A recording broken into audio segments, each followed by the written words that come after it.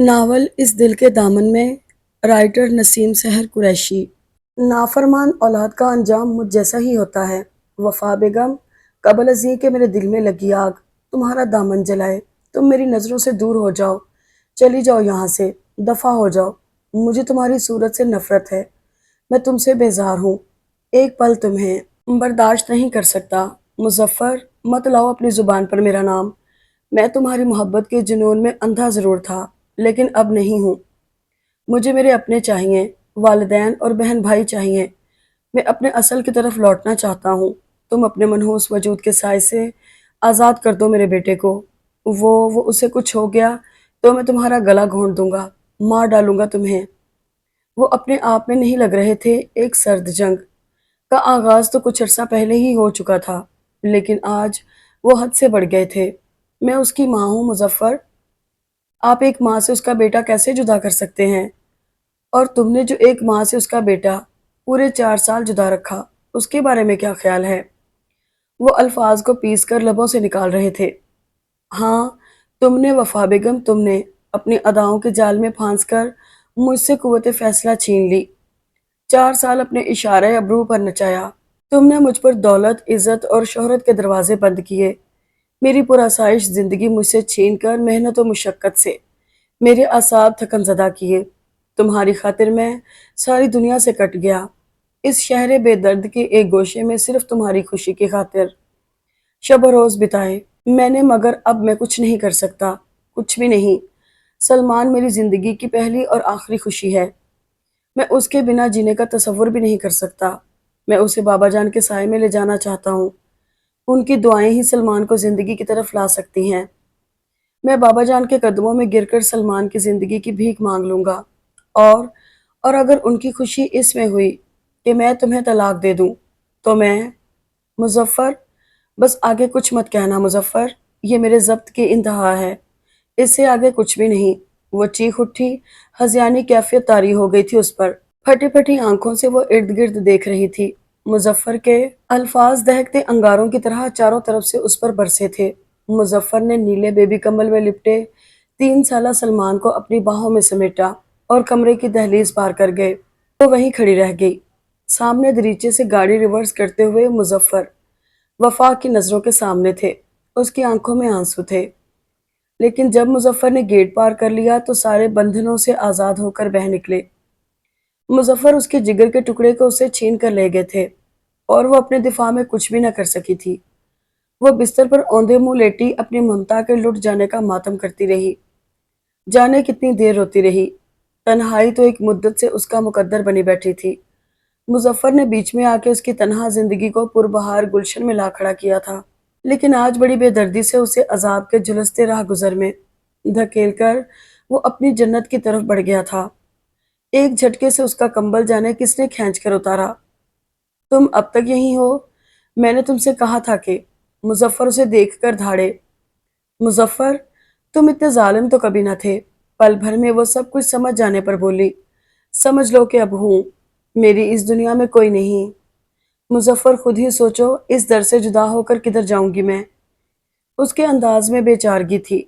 वो चहीता दुलारा भाई तुम्हारा कुछ दिनों में यहाँ पहुँचने वाला है, चली जाओ। 2-4 दिन कहीं भी रुक कर उसका इंतज़ार कर लो, लेकिन खुदा के लिए मेरे लिए अज़ाब मत बनो। मैं तो वैसे भी कल बाबा जान और अतर के साथ सलमान को लेकर कराची जा रहा हूँ, जहाँ से शायद हम बैरून मुल्क चले जाएं। मैं तुम्हें इसी वक्त आज़ाद करना चाहता हूँ, ताकि तुम्हें भी अपना मुस्तकिल सहारा ढूंढने में कोई दिक्कत ना हो। वैसे भी माशाल्लाह तुम्हारे हुस्न के गुलाब अभी तक मुरझाए नहीं। मुझ जैसे कई बेवकूफ़ और भी मिल जाएंगे। कर लेना शादी किसी और से और खुश रहना। मेरी तुम्हारी रफ़ाकत का सफ़र बस यहाँ तक ही था। बाहर सुबह के रोशन उजाले उनके घर का अहाता कर चुके थे, लेकिन वफा के नसीब पर गमों की स्याह रात छा गई थी। वो कुछ भी सुनने के रवादार नजर न आ रहे थे। वो हैरान होकर उन्हें देख रही थी। ये वही मुजफ्फर थे, वही मुजफ्फर जो उसकी उदास हयात में बहार का पहला झोंका बनकर आए थे। ये वही मुजफ्फर थे जिन्होंने उसे फूलों की छड़ी से छूना भी पसंद ना किया कभी। और आज वो इंतहा दर्जे के बेदर्द बने उससे दूर हो जाने का हुक्म बेदर्दी से सुना रहे थे। यूं बेगाना थे गोया दोनों में कभी लम्हा भर की खुशगवार शनासाई भी न रही हो। क्या ये जरूरी है वफा बेगम कि मैं तुम्हें हाथ से पकड़कर घर से बाहर निकालूं? उसने बिस्तर छोड़ दिया। किसी माँ को उसके मासूम बच्चे से जुदा करना कायनात का सबसे बड़ा जुल्म है मुजफ्फर, और ये जुल्म करके तुम चैन नहीं पा सकोगे। मुझे जुदाई का हुक्म सुनाया था तो मेरा बच्चा मुझे दे देते। कैसा बच्चा? वो मेरा है, मेरा अपना खून, मेरा लखते जिगर। और मेरा मेरा क्या है? क्या कुछ भी नहीं? उसने आंसुओं में डूबी आवाज में पूछा। अब यही समझकर सब्र कर लेना। तन के 3 कपड़ों में मुजफ्फर के घर की दहलीज पार करते हुए उसे अपनी जात एक तिनके से भी हल्की नजर आने लगी। उसे ठुकरा दिया था एक शौहर ने। अगर वो सिर्फ शौहर होता तो शायद वो भी उसे आम गम समझकर बर्दाश्त कर लेती। उसे तो एक महबूब ने ठुकरा दिया था, एक गमख्वार ने, एक जानिसार ने, एक दिलदार ने, एक वफाशवार ने। वो कातिल बन गया था, सफाक कातिल। उसने सलमान को उससे छीन लिया था, अपनी मोहब्बत वापस ले ली थी। यही 2 चीजें तो वफा की जिंदगी थी, और इन दोनों चीजों से फिर वो जिंदा भी थी। मलगजे जर्द कपड़ों में घर के गेट पर खड़ी वो अपनी मंजिल के बारे में सोच रही थी। उसे कहाँ जाना है ये फैसला करना खासा दुश्वार था। साथ वाले घर की मिसेज असद सुबह की वॉक के बाद लौट रही थी। Hello Mrs Muzaffar, good morning. Doctor Asad की बीवी उससे मुखातिब थी। Good morning. उसने नजरें चुराने की कोशिश की। लगता है आप किसी के इंतजार में खड़ी हैं। क्या मुजफ्फर साहब कहीं गए हैं? जी जी हाँ, उसने फौरन कहा। मिसेज असद अपने घर में दाखिल हो गई। वफा ने कदम आगे बढ़ाते हुए एक नज़र शीशे के इस घर को देखा जहां मौजूद मुजफ्फर ने उसे सारे नाते तोड़ देने की धमकी दे दी थी। वो बेमकसद मेन रोड की तरफ चल पड़ी, और एक खासा फासला तय करने के बाद उसने एक खाली रिक्शा रोककर अंदर बैठते हुए उसे अपनी मंजिल का पता बता दिया। आयशा इरफान को रुखसत करने के लिए पोर्च में खड़ी थी जब वफा रिक्शे से उतरकर अंदर की तरफ बढ़ी। ओ आइए आइए, मोहतरमा मिसेस मुजफ्फर साहिबा। वो मुजफ्फर साहब क्या हुए? सदा के मजाक पसंद इरफान ने जल्दी से कहा। वो सलमान को डॉक्टर निदवी के पास ले जा रहे हैं, और मुझे आयशा से कुछ काम था। वो मुआफ करना वफा। सलमान अब कैसा है? अच्छा ही है इरफान भाई। उसने होंठ काटते हुए आंसू पीने की कोशिश की। वो जल्दी में थे, इसीलिए चले गए। आयशा, रिक्शे वाले को किराया दे दो, उसने मरी मरी आवाज में कहा तो आयशा अंदर चली गई। मैंने तो पहले ही दिन तुमसे कहा था, ऐसे जज्बाती लोग एतबार के काबिल नहीं होते। जैसे उसने शादी का फैसला किया था वैसे जुदाई का कर लिया। नहीं आशी, मेरी और उनकी रफाकत पूरे 4 साल पर मुहित है, और इन 2-4 दिन के सिवा वो एक दिन भी मुझसे तल्ख ना हुए थे। मुझे तो एक लम्हा भी उनकी गफलत और लापरवाही का याद नहीं। लेकिन अब तो उसने हद भी पार कर ली। वफा, उसे तुम्हें घर से निकालते हुए जरा सी शर्म भी ना आई?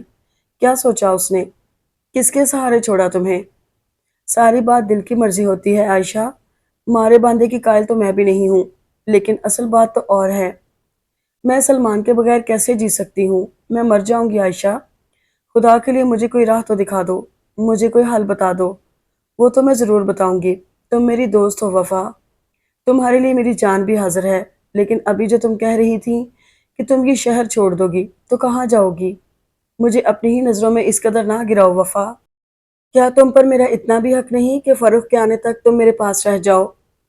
वो चुप रह गई। उसे तो कल से आज तक सलमान के बगैर एक पल चैन नहीं आया था।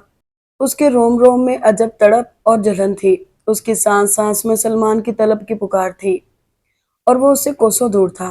बच्चे तो माँ बाप के दरमियान जंजीर की मजबूत कड़ी बन जाते हैं, लेकिन उन दोनों की जुदाई का सबब सलमान बन गया था। उसका 3 साला गोल मटोल खूबरू बच्चा सलमान मुजफ्फर। आयशा काफी देर उसकी दिलजोई करती रही थी। फिर वो रोजमर्रा के कामों को निपटाने के लिए कमरे से बाहर चली गई, तो वफा तन्हा रह गई। आरामदेह सोफे की पुश से सर टेके वो अजाबों के घने जंगलों में खारदार राहों पर आबला पा चल रही थी। उसकी बंद आंखें आंसू बहा रही थी, और उसका जहन माजी के बंद रीचे खोलकर यादों के सफर पर चल निकला था। सुनिए, एक मर्दाना आवाज ने उसके बढ़ते कदम रोक लिए। उसने मुड़कर देखा। चॉकलेट पैंट और लाइनिंग की शर्ट में कोई नौजवान उससे मुखातिब था। वो रुक गई। बड़ी देर की गोमगो के बाद वो बोला, आप रोजाना ही हॉस्पिटल आती हैं? कॉटन के सुर्ख और जर्द प्रिंट के मसले दसले सूट में वो इंतहाई परेशान नजर आ रही थी। इस दखलदर माकूलात पर उसने गड़बड़ा कर देखा। نیلی مزدا کا دروازہ بند کرتے ہوئے وہ نوجوان اس کی طرف بڑھ آیا تھا۔ اس نے گھبرا کر آگے جانے کو قدم بڑھائے۔ مس، میں آپ سے مخاطب ہوں، آپ جواب دیے بغیر جا رہی ہیں۔ وہ پھر رک گئی۔ دراصل میں روزانہ آپ کو اسی وقت اندر جاتے دیکھتا ہوں۔ وفا نے نگاہ اٹھا کر اسے دیکھا۔ ہاسپٹل میں تو بہت سے لوگ روزانہ آتے جاتے رہتے ہیں، کیا آپ ہر ایک کی راہ روک کر اسے یہی سوال کرتے ہیں؟ جی نہیں، وہ مسکرایا، لیکن آپ سے پوچھنے کو دل نے بارہا اکسایا، اور آج میں یہ ہمت کر ہی بیٹھا۔ آپ یہاں کس لیے روزانہ آتے ہیں؟ محترم، دل لگی کے لیے اس جگہ کا انتخاب اچھا نہیں۔ یہاں تو آپ کو مجھ جیسی مصیبت زدہ لڑکیاں ہی ملیں گی۔ خدا نخواستہ آپ مصیبت زدہ ہیں؟ کیا آپ مجھے بتا سکیں گی کہ آپ؟ جی نہیں۔ اس نے جانے کو پھر قدم بڑھا دیے۔ دروازہ پار کر کے وہ طویل راہداری کی طرف بڑھی تو اس کے پیچھے بھاری بوٹوں کی دمک آتی رہی، لیکن اس نے ایک بار بھی پیچھے دیکھنے کی زحمت نہ کی۔ سفید اوورال میں دو ڈاکٹر قریب سے گزرے۔ ہیلو ڈاکٹر، آپریشن تھیٹر میں سرجن اسرار آپ کے منتظر ہیں۔ میں ادھر ہی جا رہا ہوں۔ دراصل ایمرجنسی میں مجھے کچھ دیر مصروف رہنا پڑا۔ وفا کے کانوں میں آوازیں آئیں، لیکن پھر بھی اس نے مڑ کر نہیں دیکھا اور تیزی سے چلتی شعبہ طب کی طرف مڑ گئی۔ بیڈ نمبر 22 پر اس کے ابو لیٹے تھے۔ اس وقت انہیں شدت سے اپنی بیٹی کا انتظار ہوتا تھا، جو ان کے بیمار ہو جانے کے بعد انتہائی قسم پرسی کے عالم میں شب و روز بسر کر رہی تھی۔ چھوٹے سے گھر میں بالکل تنہا تھی اور اخراجات کا ایک بوجھ اس کے کندھوں پر تھا۔ دن رات کی محنت تھی، مسلسل دوڑ دھوپ تھی۔ پچھلے دنوں بالکل اچانک وہ بیمار ہو گئے تھے۔ گردن کے پیچھے اچانک ابھر آنے والی ایک گلٹی بیماری کا بہانہ بن گئی تھی۔ انہوں نے زیادہ پرواہ نہیں کی۔ پھر دوا علاج سے وہ گلٹی تو معدوم ہو گئی، لیکن بیماری کا اثر پورے بدن میں پھیل گیا۔ وہ کمزور ہوتے چلے گئے، خون میں زردیاں بتدریج گھلتی چلی گئی، ہر دم بخار رہنے لگا، اور بیماری ایک مستقل روگ کی صورت اختیار کر گئی۔ احتشام الحق ایک نیم سرکاری ادارے میں سینئر کلرک کی حیثیت سے ملازم تھے۔ وفا کی والدہ ایک عرصہ قبل انتقال کر گئی تھی، اور احتشام الحق کی ساری پونجی فروخ اور وفا تھے۔ وفا نے بی اے کے بعد مستقل گھر سنبھال لیا تھا، جبکہ فروخ سب کے شوق کے پیش نظر اعلیٰ تعلیمی مدارج طے کرتا رہا۔ پچھلے سال اس کی ضد اور پھر اپنی شدید خواہش پر احتشام الحق نے اپنی واحد جائیداد، 2 کمروں اور ایک برآمدے صحن والا مکان 85,000 روپے میں بیچ کر فروخ کے باہر جانے کا انتظام مکمل کر دیا تھا، اور اب وہ خود اسی طرز کے ایک مکان میں کرائے پر رہائش پذیر تھے کہ اچانک ہی بیماری نے خونی پنجے ان کے وجود میں گاڑ دیے۔ وفا بیچاری پر کڑا امتحان نازل ہو گیا۔ دور دور تک کسی ہمدرد کا نام و نشان تک نہ تھا۔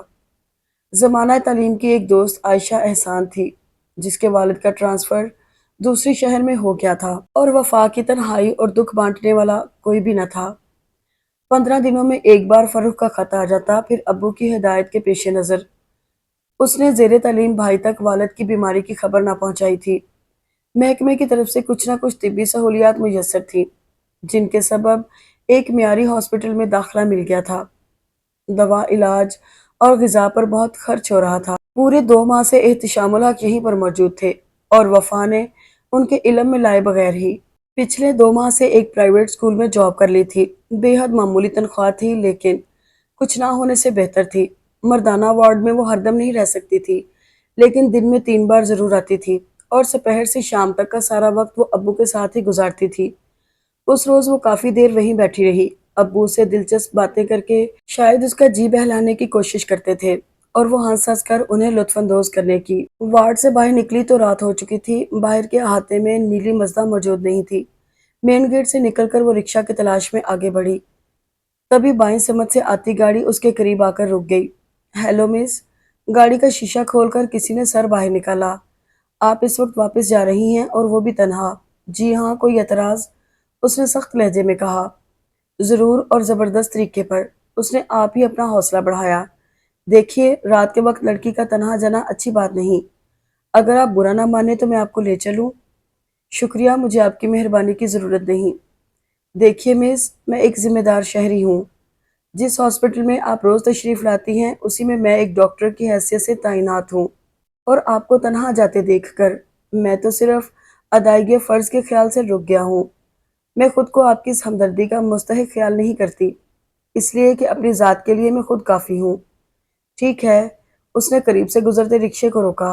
اور جلدی سے اندر گھس گئی۔ اسے رکشے میں بیٹھے ہوئے تو خبر نہ ہوئی، لیکن رکشے سے اتر کر کرائے کی ادائیگی کرتے ہوئے اس نے اچانک اپنے دائیں طرف دیکھا تو گاڑی کی ہیڈ لائٹس نے پوری گلی کو روشن کر رکھا تھا۔ اس کا دل دھڑکنے لگا، وہ یہاں تک بھی آ پہنچا تھا۔ وہ تیزی سے قدم بڑھاتی آگے نکلنے کی کوشش کرنے لگی۔ بجھتی جلتی لائٹس اسے خوفزدہ کرتی رہیں، یہاں تک کہ وہ بڑی گلی سے چھوٹی گلی کی طرف مڑ گئی۔ رات اس کی پریشانیوں میں ایک کا اضافہ ہو گیا تھا۔ صبح وہ ناشتہ لے کر گئی، وہی طویل برآمدہ جس میں سے گزرتے ہوئے بارہا اسے خدشے گھیرتے رہے تھے۔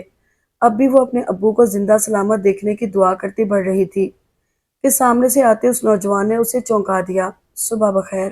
وہ دانت پیس کر رہ گئی۔ رات آپ کی ضد کے آگے ہار تو ماننا پڑی، لیکن میں آپ کے پیچھے پیچھے آنے سے باز نہ رہ سکا۔ اس وقت تک آپ کو دیکھتا رہا جب تک آپ نظر آتی رہیں۔ وہ بڑی اپنائیت سے کہہ رہا تھا، مجھے افسوس ہے لیکن یہ ذمہ داری آپ کو کسی نے نہیں سونپی اور نہ ہی اس بے تکلفی کی اجازت دی ہے۔ یہاں آخر کس لیے آپ اس باقاعدگی سے تشریف لاتی ہیں؟ اپنے والد کے لیے، اس نے بتانا مناسب سمجھا۔ اوہ، لیکن وہ کس وارڈ میں ہیں اور کیا تکلیف ہے انہیں؟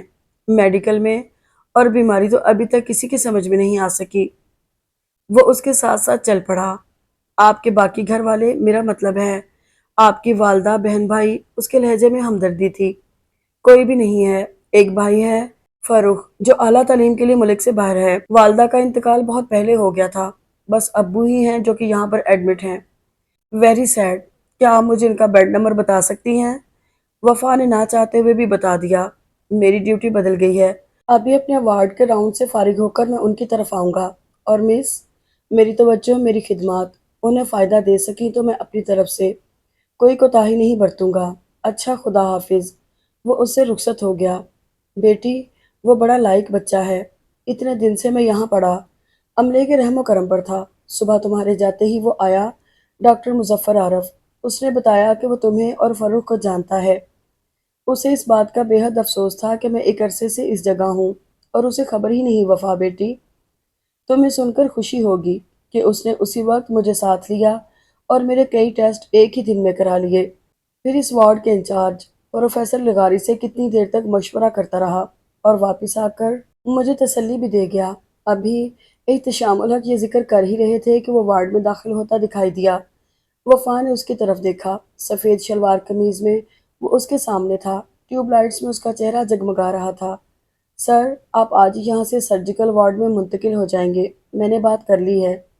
مہربانی ڈاکٹر، میں تو پورے 2 ماہ سے یہاں پڑا، کڑوی کسیلی دوائیوں اور گولیوں ڈھیر استعمال کر کے زندگی سے تنگ آ چکا ہوں۔ نہیں سر، اب آپ کو ایسی کسی دقت کا سامنا نہیں کرنا پڑے گا۔ احتشام الحق کی آنکھوں میں امید کرن بن کر چمکی۔ سچ ڈاکٹر، کیا واقعی مجھے اس تکلیف سے نجات مل جائے گی؟ میں اچھا ہو جاؤں گا انشاءاللہ، خدا کے فضل و کرم سے۔ ڈاکٹر، بات صرف اپنی خاطر جینے کی ہوتی تو شاید جینے کی آرزو اتنی شدید نہ ہوتی۔ میں اپنے بچوں کا واحد سہارا ہوں، غربت سے جنگ کر کر کے اپنی آنکھوں کے خواب کو حقیقت کا رنگ دینے کے لیے بیٹے کو غیر ملک بھیج رکھا ہے۔ کم از کم مجھے فاروق کے واپس آنے تک زندہ رہنا چاہیے۔ میری بیٹی کا اور کون ہے اس دنیا میں؟ میں مر گیا تو میری وفا اکیلی رہ جائے گی۔ ڈونٹ وری احتشام صاحب، خدا کی رحمت سے مایوس نہ ہوں، وہ بندوں پر حد درجہ کرم کرتا ہے۔ اس کے انداز میں واقعی مسیحائی تھی۔ یہ ڈاکٹر مظفر تھے، شہر کے مشہور و معروف بزنس مین سید عارف حسینی کے سب سے بڑے فرزند ارجمند۔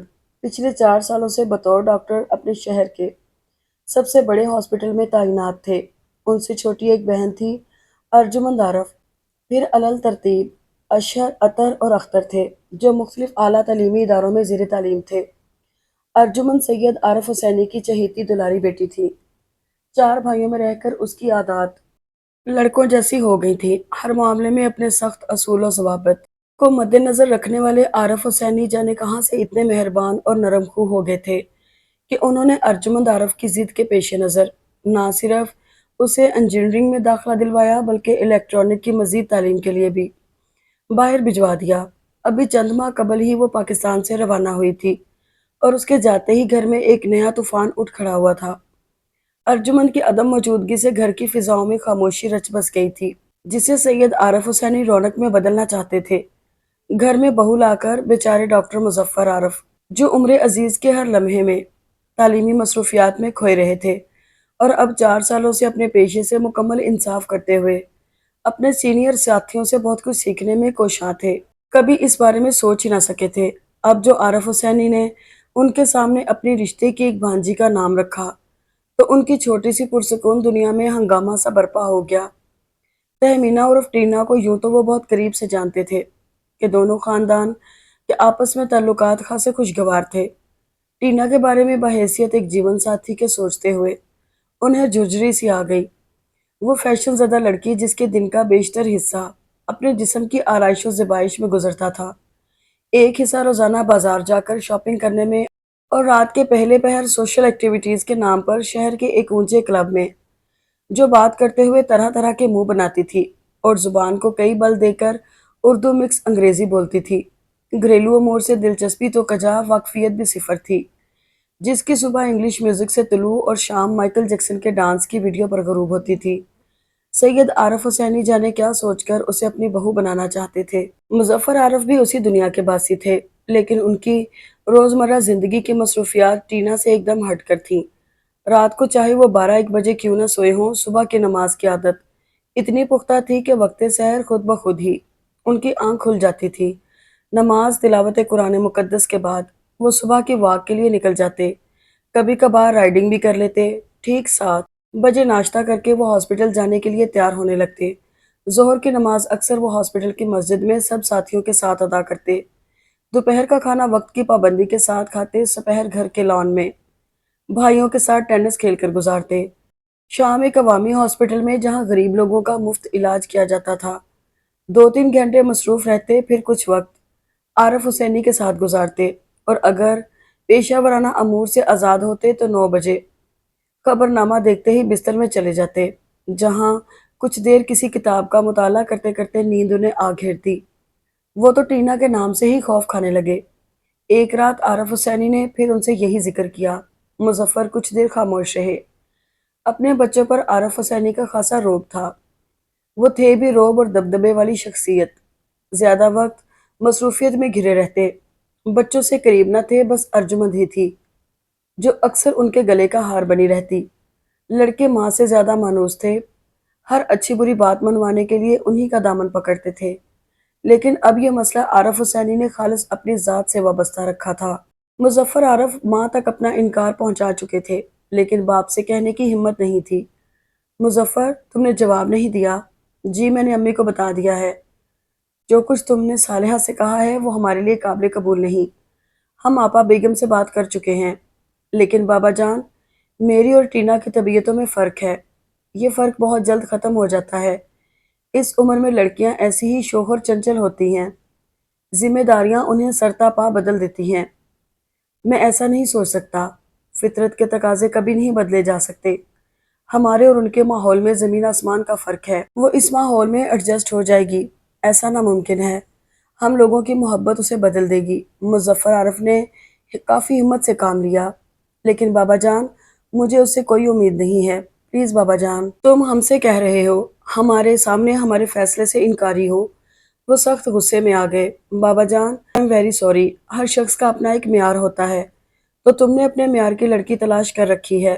مظفر عارف نے نظریں اٹھا کر ڈرتے ڈرتے ان کی طرف دیکھا۔ کوئی جواب نہ بن پڑ رہا تھا۔ کیا کہیں؟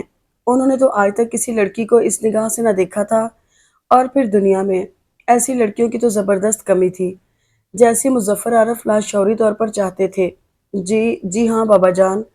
کون ہے وہ؟ وہ گرجے ہے، ایک لڑکی ہے۔ ہم اس کے والدین، اس کے خاندان اور حدود اربا سے آگاہ ہونا چاہتے ہیں۔ بہتر بابا جان، اور یہ بہت جلد ہو جانا چاہیے کہ ہم جلد از جلد تمہاری شادی کرنا چاہتے ہیں۔ باپ رے! عارف حسینی کی خوابگاہ سے نکلتے ہوئے مظفر عارف کے ہاتھ پاؤں پھول رہے تھے۔ انہوں نے جھوٹ تو بول دیا تھا، لڑکی کہاں سے لاتے؟ کون ان کی مدد کرتا؟ پوری رات انہی سوچوں میں گزر گئی۔ صبح ان کا فیصلہ تھا، مظفر بیٹے، یا تو کہیں سے ایک عدد لڑکی ڈھونڈ کر لاؤ جو تم سے شادی پر رضامند ہو، یا اپنے شفیق اور مہربان بابا جان کا یہ فیصلہ قبول کر لو اور ٹینا صاحبہ کو دل سے قبول کر کے نئی زندگی کا آغاز کر دو۔ اور پھر کشمکش کے انہی ایام میں انہیں وفا نظر آ گئی، جس کی سادہ سادہ شخصیت نے پہلی بار ہی انہیں متاثر کر دیا۔ وہ روز ہی اس کے قریب سے گزرتے ہوئے کہنے کی کوشش کرتے کہ اچھی لڑکی مجھ سے شادی کرو گی، لیکن کہہ نہ پاتے۔ وہ روز ہی چاہتے کہ اس پر اپنی بپتا ظاہر کر دے، لیکن ہمت نہ ہوتی۔ اتنے دن خیریت گزری کہ عارف حسینی لانگ ٹور پر جاپان چلے گئے۔ مزید 8 دن انہیں گھر سے دور رہنا تھا۔ وہ لڑکی تو شاید بہت ہی ٹھوس قسم کی تھی۔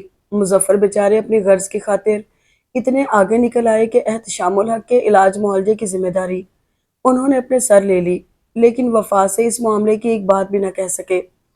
الجھنیں تھی کہ روز بڑھتی ہی چلی جا رہی تھی، اور عارف حسینی کی آمد میں صرف 8 دن باقی رہ گئے تھے۔ ان دنوں میں کئی بار ایسا ہوا کہ وہ گھر جانے کے لیے باہر نکلے اور وفا بھی انہیں گیٹ پار کر کے باہر جاتی نظر آئی۔ ان کی آفر کے باوجود اس نے ایک دن بھی ان کی گاڑی میں بیٹھنا قبول نہیں کیا۔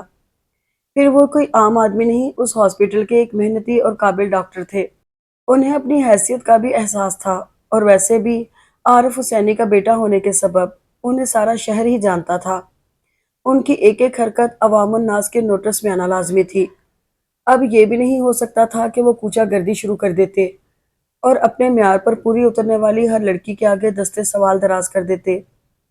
کئی راتوں سے وہ مسلسل ان کے خوابوں میں آ کر انہیں پریشان کرنے لگی تھی۔ رنگینوں حسین فضاؤں میں ہاتھ دیے ان کے ساتھ چلتی، ہنستی، بولتی، کہہ لگاتی کہ آنکھ کھلنے پر وہ پریشان ہو کر رہ جاتے۔ ڈاکٹروں کے بورڈ نے کافی دن کے صلاح مشورے کے بعد احتشام الحق کے آپریشن کا فیصلہ کر لیا۔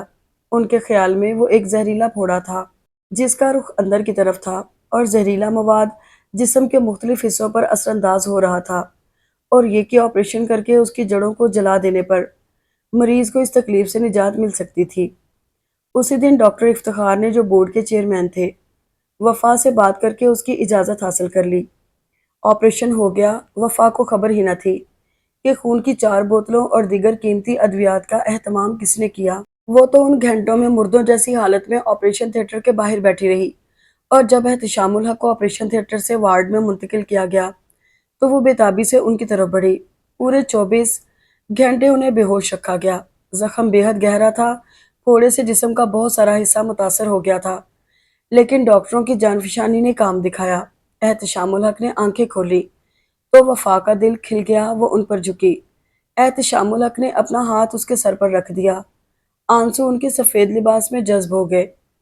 مت رو بیٹی، خدا نے مجھے تمہارے لیے زندہ رکھا۔ ضبط کی کوشش کے باوجود وہ روتی رہی۔ ڈاکٹر مظفر کہاں ہیں؟ جاؤ انہیں بلا لاؤ، میں ان کا شکریہ تو ادا کروں۔ وہ آنسو پہنچتی ہوئی باہر کی طرف چل دی۔ مظفر اپنے آفس میں تھے۔ ایک اور ڈاکٹر بھی ان کے ساتھ تھے۔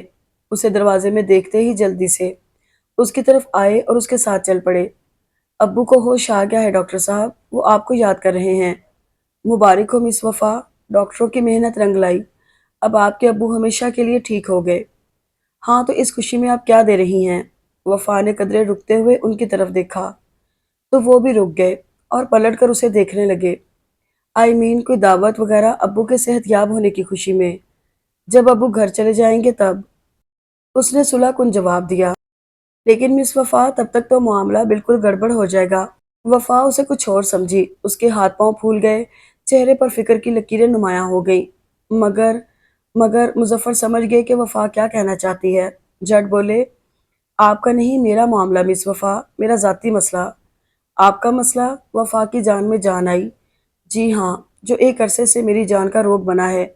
دیکھیے نا مس وفا، ہم تو سب کے لیے مسیحا بننا چاہتے ہیں، دکھ درد بانٹنے والے، لیکن ہمارا کوئی بھی نہیں جو ہمیں اس الجھن سے نجات دلا دے۔ مظفر کے انداز میں بے چارگی تھی۔ وفا کے دل میں مظفر نے ان دنوں میں کافی جگہ بنا لی تھی۔ وہ انہیں اپنا محسن خیال کرتی تھی، اور اپنے محسن کی پریشانی کا خیال اسے پریشان کر گیا تھا۔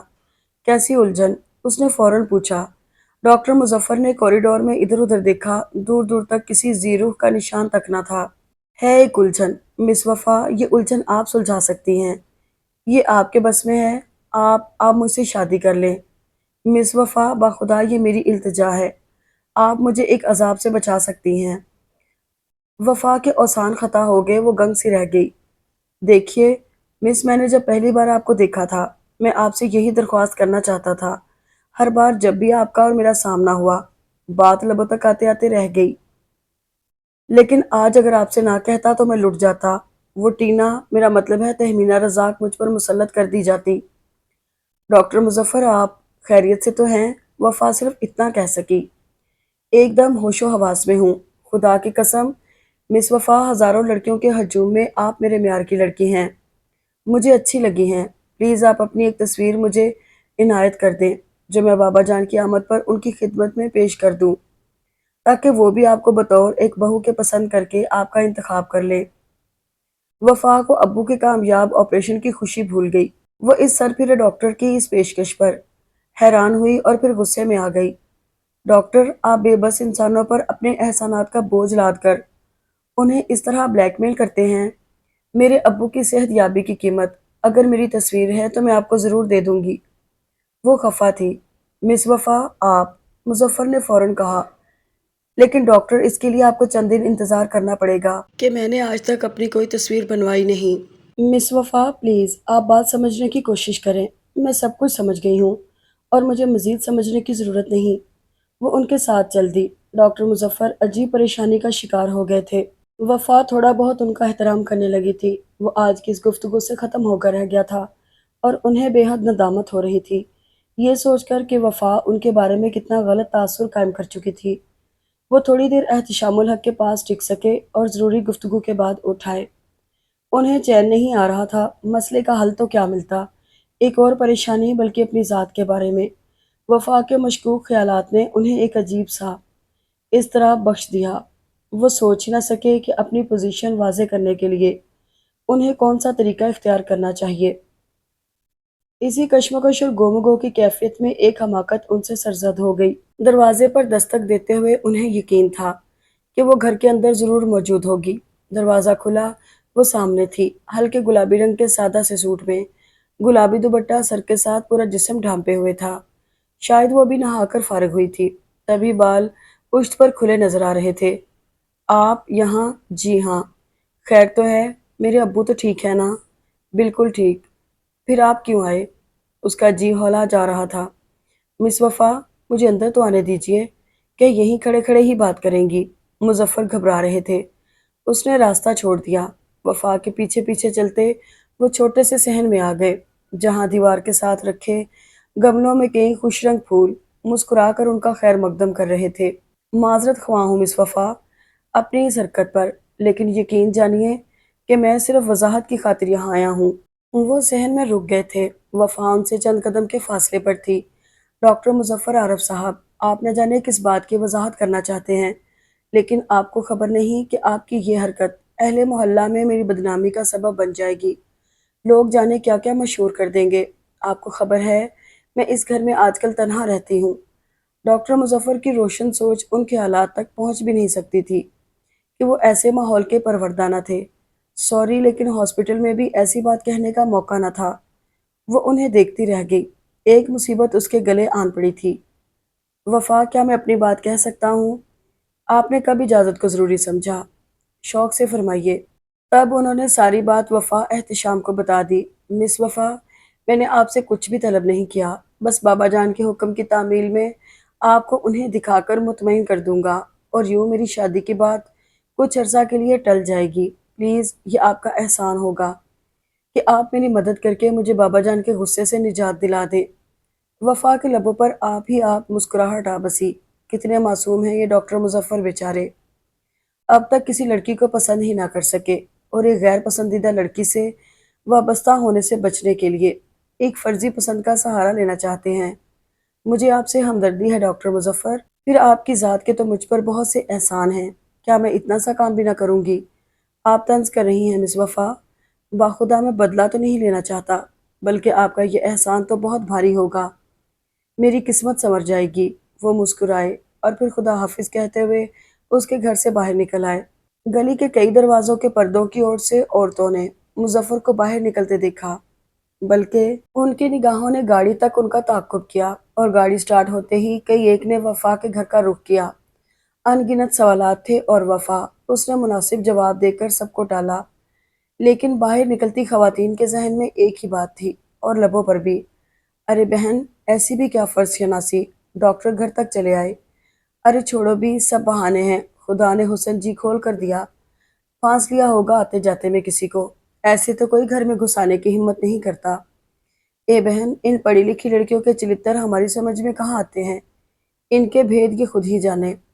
غرض ہر منہ کی اپنی ہی بات تھی، اور دروازے میں کھڑی وفا یہ ساری باتیں کسی زہر کی طرح پیے جا رہی تھی۔ عارف حسینی جاپان سے لوٹ آئے تھے۔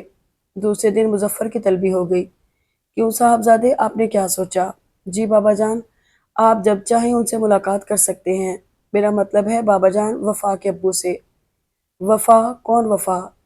جی وہ لڑکی جس سے میں شادی کرنا چاہتا ہوں۔ ٹھیک ہے، تم ہمیں ان کا ایڈریس دے دو۔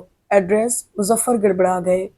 ہاں، تاکہ ہم وہاں جا کر سلسلہ جنبانی شروع کر سکیں۔ ٹھیک ہے، میں شام کو آپ کو ایڈریس دے دوں گا۔ وہ جان چھڑا کر بھاگے۔ شام کو ایک چٹ پر ایڈریس لکھ کر ماں کے ہاتھ بھجوا دیا۔ احتشام الحق ہاسپٹل سے ڈسچارج ہو کر گھر پہنچ چکے تھے۔ اسی شام ہی عارف حسینی اپنی ہونڈا اکارڈ میں جو بمشکل وفا کے در تک پہنچ سکی تھی وہاں جا پہنچے۔ اس گندی گلی میں قدم رکھتے ہوئے ان کا دم گھٹنے لگا۔ ڈرائیور نے ایک دو لوگوں سے پوچھ کر ایک دروازے پر دستک دی۔ دروازہ کھولنے والی وفا تھی۔ عارف حسینی نے بغور اسے دیکھا۔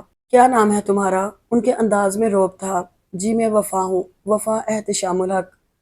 اپنے والد کو ہماری آمد کی اطلاع دو، وہ بستر علالت پر ہیں، آپ اندر تشریف لے آئیے۔ اس نے پورا دروازہ کھول دیا۔ عارف حسینی اپنی باوقار اور پر رعب شخصیت کے ساتھ اندر بڑھے۔ 2 کمروں کے اس گھر سے تو ان کے خانسامہ کے لیے بنا ہوا کوارٹر لاکھ درجے اچھا تھا۔ وہ احتشام الحق کے کمرے میں آگئے۔ کمرے میں موجود سامان غیر معیاری صحیح، لیکن سلیقہ خوب تھا۔ وہ کچھ دور پڑی کرسی پر ٹک گئے، بغیر کسی سلام دعا کے۔ بولے، مجھے سید عارف حسینی کہتے ہیں۔ وفا نے آنکھیں پھاڑ کر ان کی طرف دیکھا۔ میں ڈاکٹر مظفر عارف کا باپ ہوں، اور مجھے آپ سے ملنا تھا احتشام الحق صاحب۔ اوہ، آپ ڈاکٹر مظفر کے والد ہیں۔ احتشام الحق نے اٹھ کر بیٹھنے کی ناکام کوشش کی۔ آپ کا بیٹا تو ایک فرشتہ ہے سید صاحب، اس نے میری جان بچانے کی ہر ممکن کوشش کی۔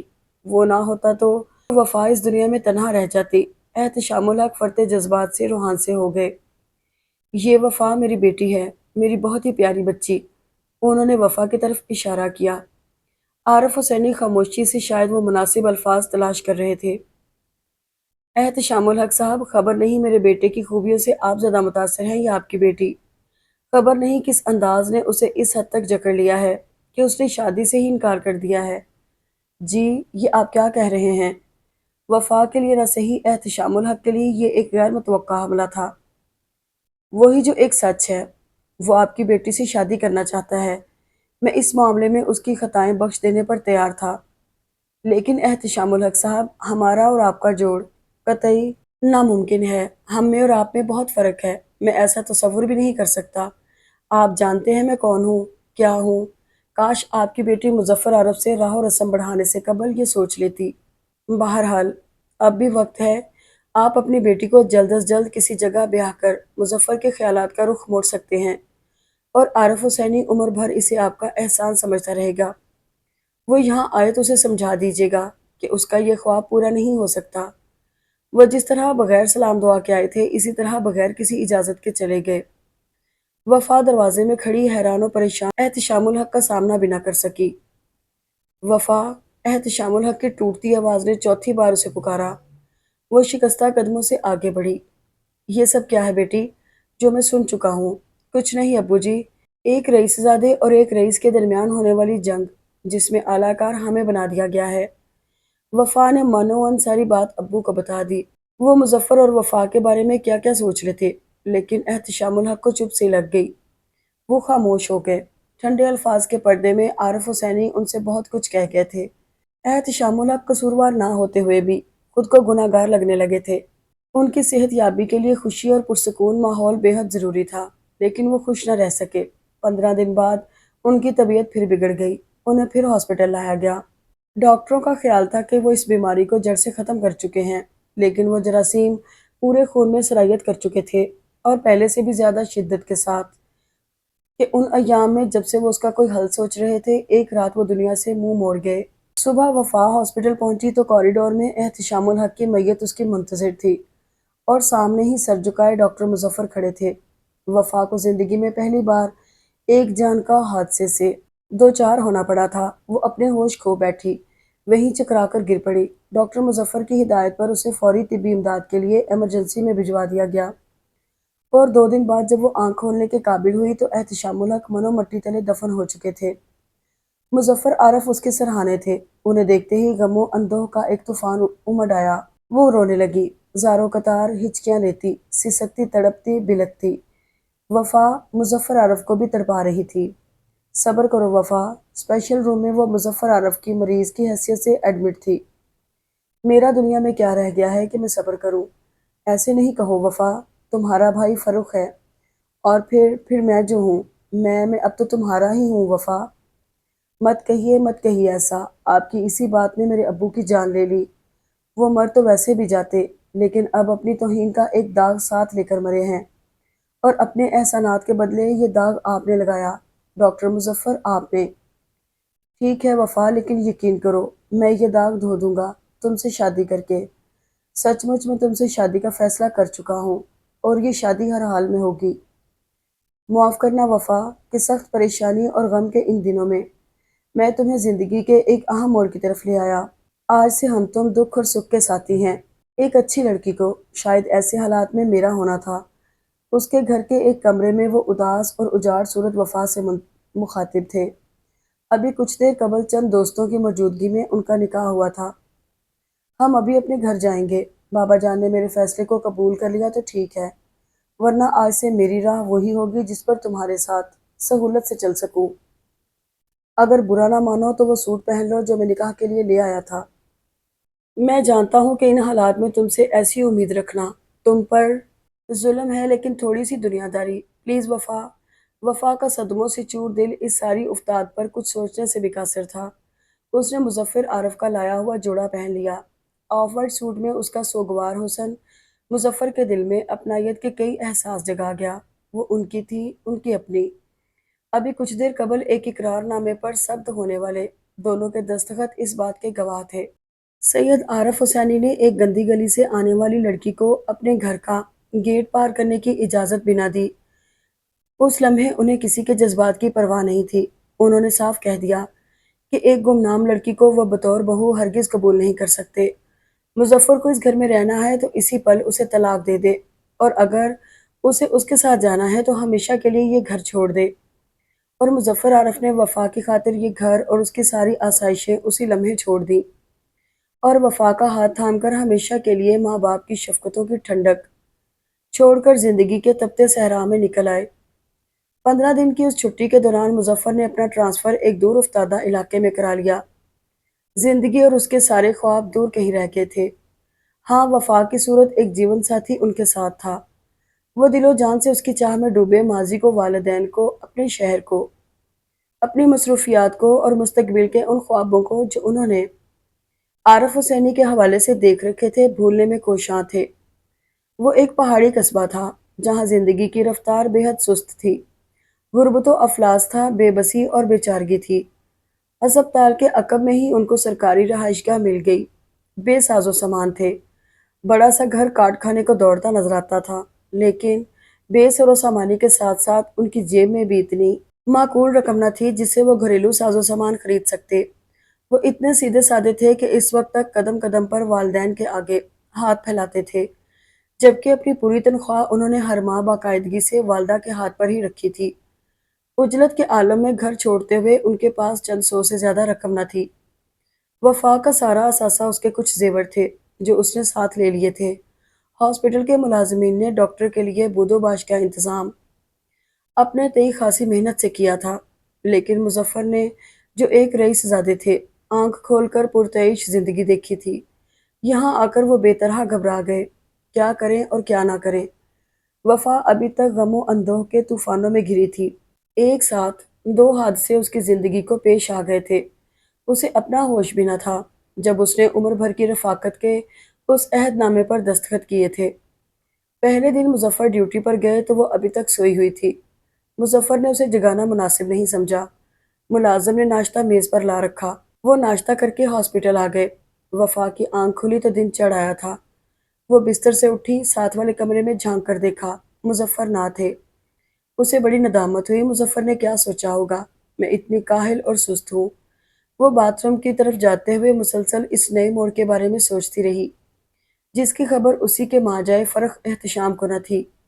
اس نے منہ ہاتھ دھو کر باہر کا رخ کیا۔ مضافات کا یہ وسیع و عریض گھر خاصا خوبصورت ثابت ہو سکتا تھا اگر اس پر توجہ دی جاتی۔ چوکیدار کی بیوی برآمدے میں نظر آ گئی۔ سلام بیگم صاحب۔ وعلیکم السلام۔ مجھے میرے میاں نے بھیجا ہے جی۔ وہ جانتی تھی کہ اسپتال کے چوکیدار خیر محمد کی بیوی ہے۔ آپ مجھے کام بتا دیں۔ وہ چپڑاسی کی بیوی نذیرہ بھی آ رہی ہے۔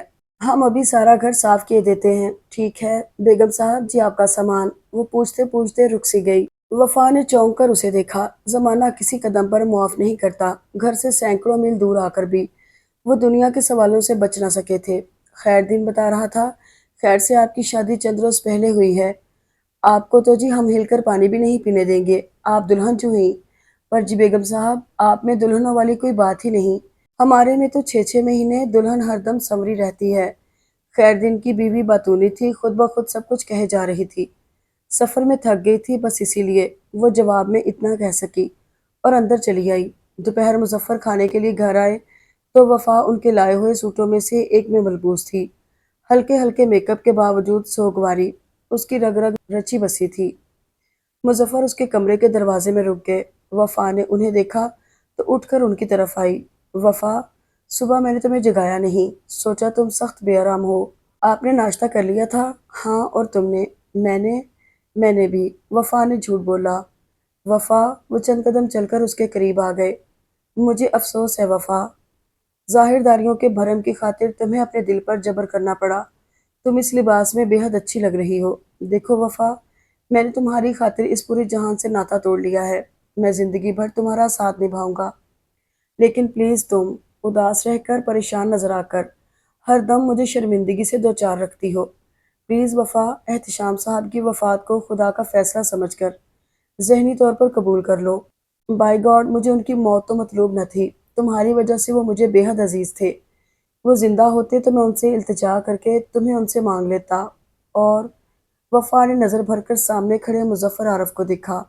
آپ کو مجھ سے اب کوئی شکوہ نہیں رہے گا۔ شکریہ مظفر صاحب، اس نے انہیں پکارا۔ مظفر مسکرا دیے۔ آج کئی عورتیں میرے پاس آئیں، وہ ساری یہی پوچھتی رہیں کہ سامان کب آئے گا۔ خیردین اور فتح محمد کی بیویوں نے پورا گھر صاف کر دیا۔ میں سوچ رہی تھی آخر ہم کب تک اس خالی گھر میں ایسے رہیں گے مظفر صاحب؟ انہوں نے وفا کی بات کاٹ دی۔ وفا، ہم دونوں ایک نئی دنیا میں قدم رکھ چکے ہیں۔ میں اس بے سر و سامانی پر بھی تم سے نادم ہوں۔ نہیں مظفر صاحب، میں نے تو کچھ بھی نہیں کہا۔ نادم تو میں ہوں کہ میرا وجود آپ کے لیے پریشانیاں لے آیا۔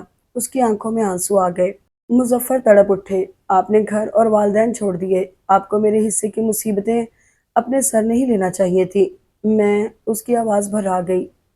مظفر بے اختیار آگے بڑھ آئے۔ نہیں وفا، تم میری زندگی بن گئی ہو، میری جان حیات تم آ گئی ہو نا، سب کچھ ہماری زندگی میں آ جائے گا۔ بس تم مسکراتی رہو، ہنستی رہو، خوش دلی سے میری ہمسفر بنی رہو۔ وفا کی راہ پر وفا میری ہمسفر رہی تو دکھ اور آزمائش کے سارے بادل خود بخود چھٹ جائیں گے۔ اس قرب نے لمحہ بھر کو وفا کو بھی بیگانہ کر دیا۔ سخت بھوک لگی ہے جانا، پہلے کھانا۔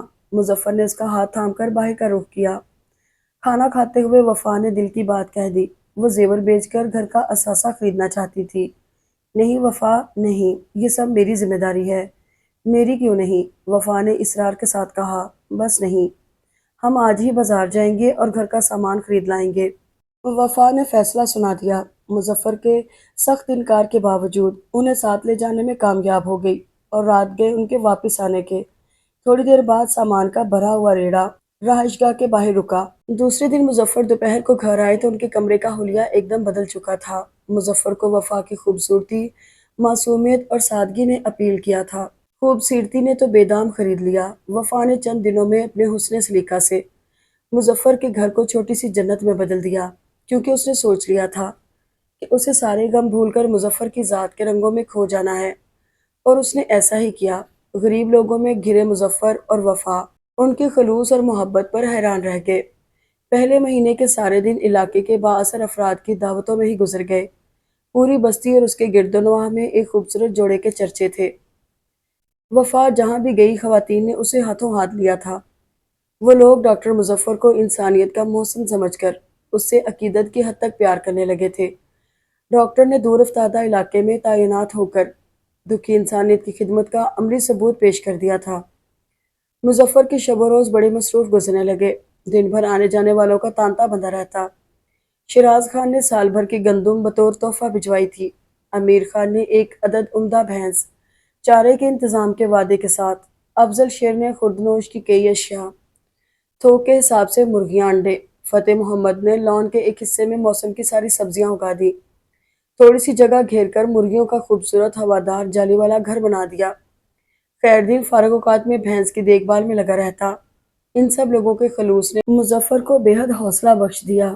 ڈیوٹی کے بعد شام کے فارغ اوقات میں آنے والے مریضوں کو چیک کرنا بھی انہوں نے اپنا معمول بنا لیا۔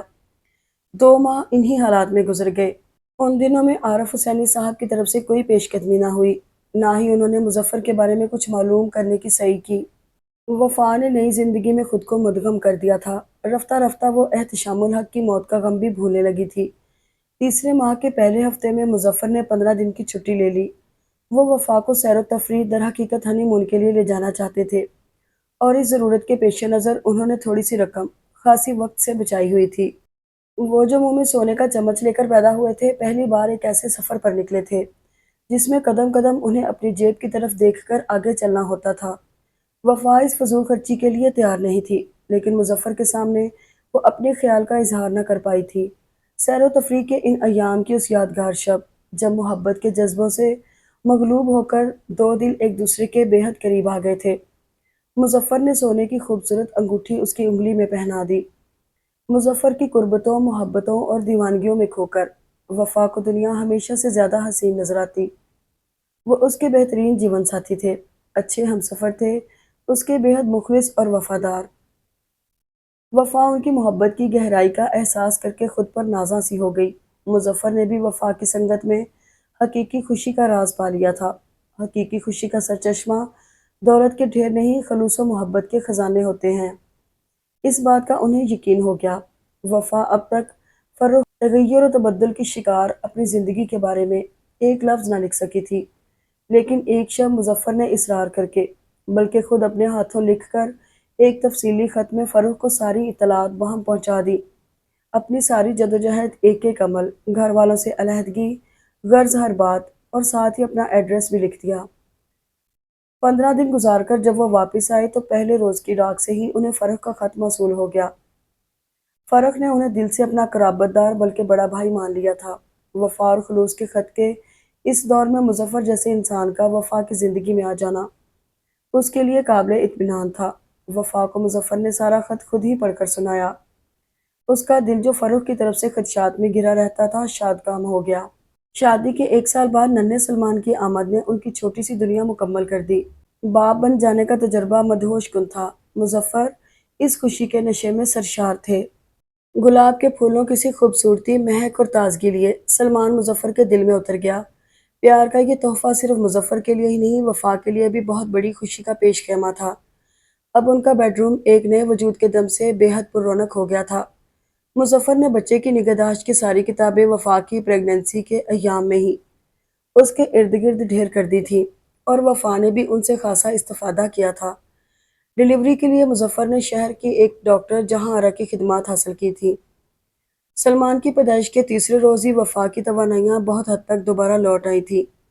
وہ مظفر کی خواہش تھی کہ سلمان کے لیے کسی اچھی سی خاتون کو بطور آیا رکھ لیا جائے، لیکن وفا ایک پل اسے خود سے جدا رکھنے کو تیار نہ تھی، لہٰذا آیا کی بجائے ایک کل وقتی ملازمہ کی خدمات حاصل کر لی گئیں۔ مکمل طور پر صحت یاب ہو جانے پر وفا کے ذمے 2 کام رہ گئے تھے: سلمان اور سلمان کے پاپا کی دیکھ بھال۔ سلمان بڑا پیارا بچہ تھا، رونے دھونے شور مچانے سے بہت دور۔ وفا اس کی ہر ضرورت کا از خود خیال رکھتی تھی۔ مظفر نے جو خود ایک ماہر ڈاکٹر تھے، ہدایات کا ایک چارٹ بنا کر اسے دے رکھا تھا۔ خوراک ہو یا آرام، ہر معاملے میں ایک مقرر شدہ وقت کا بطور خاص خیال رکھا جاتا۔ 3 ماہ میں سلمان خاصا صحت مند اور موٹا تازہ ہو گیا، ہنستا مسکراتا خوش و خرم بچہ۔ 3 ماہ کی عمر میں ہی ماما پاپا کو پہچانے لگا تھا۔ دونوں اس کی چھوٹی چھوٹی حرکات پر دل کھول کر خوش ہوتے۔ سلمان کو اپنے سینے کی گہرائیوں میں چھپا لینے کی خواہش میں وفا اسے خوب بھینچ بھینچ کر پیار کرتی اور قریب لیٹے مظفر اس ادا پر دونوں پر نثار ہوتے۔ ماں بن کر وہ تھوڑی سی گریسفل بھی ہو گئی تھی۔ شروع کے ایام میں اس کی رنگت میں غیر محسوس زردیاں گھل گئی تھیں، لیکن مظفر نے اس کی غذا کے چارٹ میں بھی طاقتور غذاؤں کو سر فہرست رکھا۔ اس زچگی کے 3-4 ماہ بعد وہ پہلے سے زیادہ صحت مند ہو گئی۔ سلمان کے معمولات میں سحر خیزی بھی شامل تھی۔ سحر ہوتے ہی وہ جاگ جاتا۔ وفا اپنی شدت ممتا کے نام کر چکی تھی۔ 5 بجنے کے اعلان کے ساتھ ہی وہ سلمان کی کاٹ کی طرف بڑھتی تو وہ بڑے اطمینان کے ساتھ اپنی سیاہ موٹی موٹی آنکھیں کھولے مسکرا کر اس کا استقبال کرتا اور اپنے ننھے منھے بازو پھیلا کر ہاتھ پیر چلا کر وفا کی باہوں میں آنے کی خواہش کا اظہار کرتا۔ ٹیوب لائٹ جلا کر وہ اسے اٹھا لیتی اور فوراً باتھ روم لے جاتی۔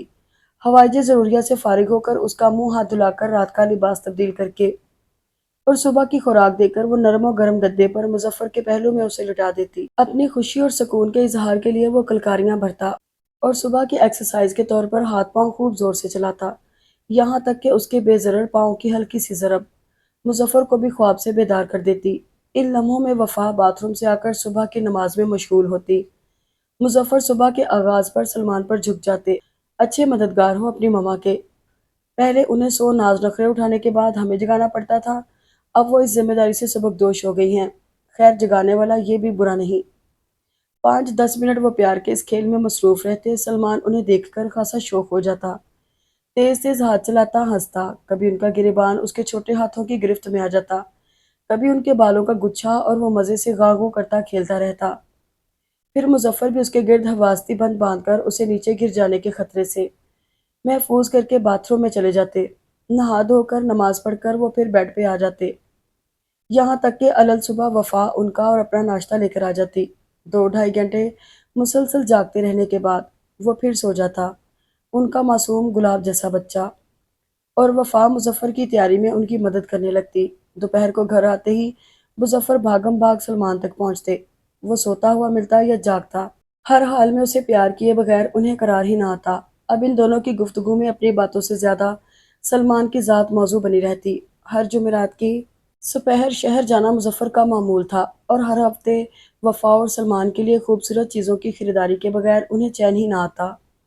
ایک سے ایک دلکش ڈیزائن کے لباس، سویٹر، نیپیز، کھلونے، دوسرے اشیاء ضرورت مظفر نے سلمان کے لیے گھر بھر کر رکھ دیا۔ فروخ کو سلمان کی پیدائش کے 1 ہفتے بعد ہی اس کی اطلاع مل گئی تھی، باوجود یہ کہ وہ طالب علمی کے ایام میں تھا۔ اس نے سلمان کے لیے تحائف کا ایک خاصا بڑا پارسل بھجوایا اور اس کی تصویر کا مطالبہ بھی کیا، اور اسی مطالبے کے پیش نظر 1 سال کے عرصے میں 20 تصویریں اس تک پہنچا دی گئیں۔ 1 سال کی عمر میں وہ عام بچوں کی نسبت بڑا بڑا اور خاصا سمجھدار لگنے لگا۔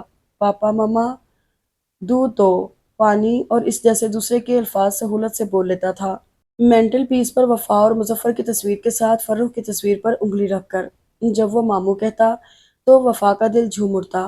یہ لفظ اسے مظفر نے سکھایا تھا کئی دن کی پریکٹس کے بعد، اور اب جب بھی وہ بیڈ روم میں وفا کے قریب ہوتا تو اس کی گود میں آ کر مینٹل پیس تک جانے اور تصویر پر انگلی رکھ کر ماموں کہنے کا ارادہ ضرور فرماتا۔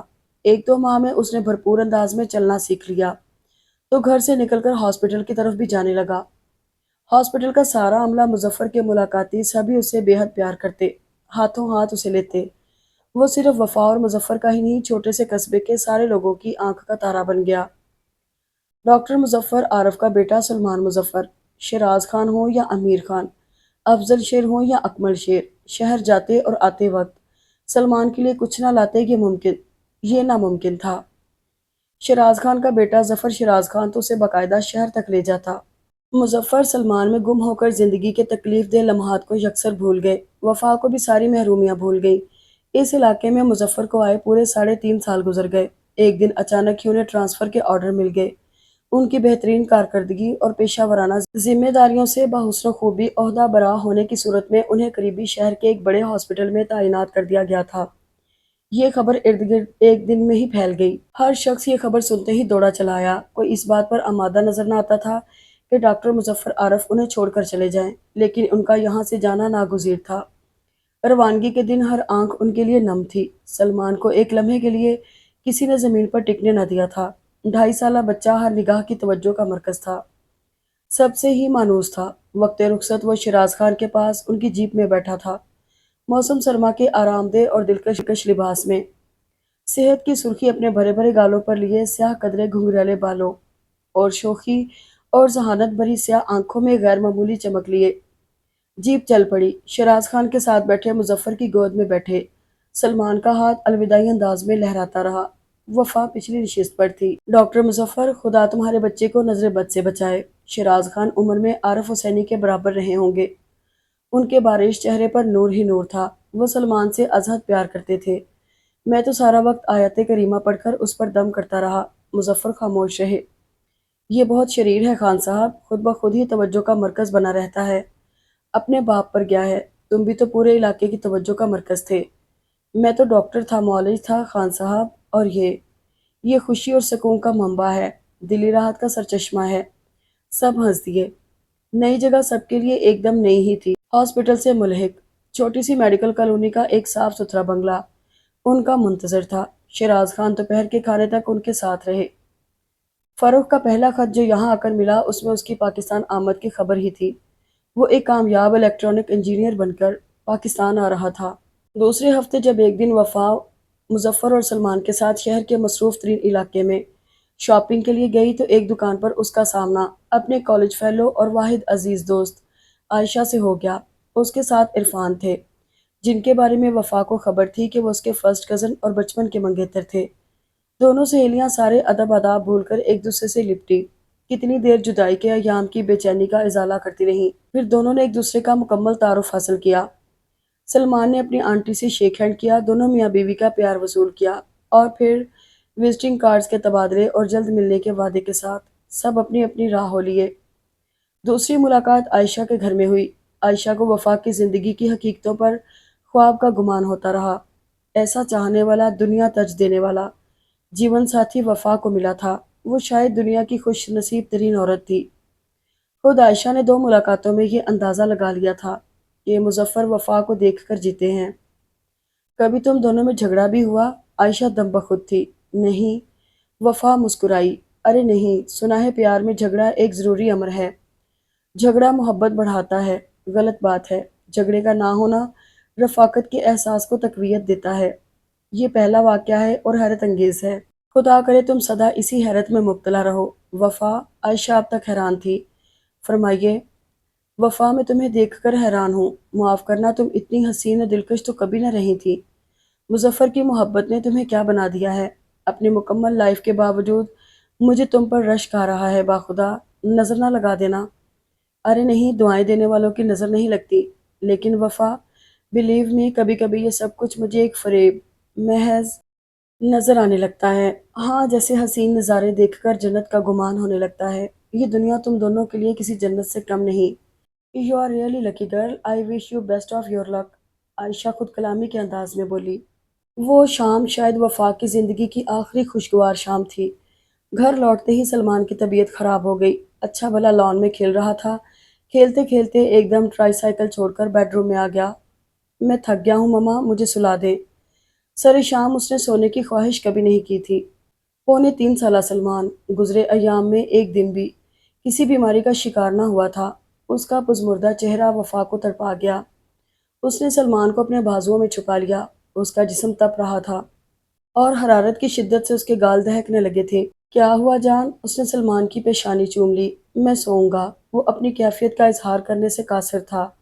وفا نے اسے شب خوابی کا ڈھیلا ڈھالا لباس پہنا کر کمبل میں سلا دیا۔ خود ساتھ لیٹ گئی۔ بخار شدت اختیار کرتا رہا، یہاں تک کہ 9 بجے مظفر آئے تو اسے مدہوش پایا۔ سخت غنودگی کے عالم میں وہ کراہ رہا تھا۔ اس کی آنکھیں سرخ انگارہ ہو رہی تھیں۔ مظفر کے ہاتھ پاؤں پھول گئے۔ وہ اس کا ٹمپریچر تک چیک نہ کر سکے۔ فوراً ڈاکٹر سمد کو فون کیا۔ وہ چائلڈ اسپیشلسٹ تھے۔ انہوں نے اسے چیک کیا، کچھ دوائیاں اس کے لیے تجویز کی اور چلے گئے۔ لیکن سلمان کا بخار کسی طور نہ اترا۔ ڈاکٹر سمد نے کئی نسخے 4-5 روز میں تبدیل کیے۔ کوئی دوا بھی سلمان کے لیے کارگر ثابت نہ ہوئی۔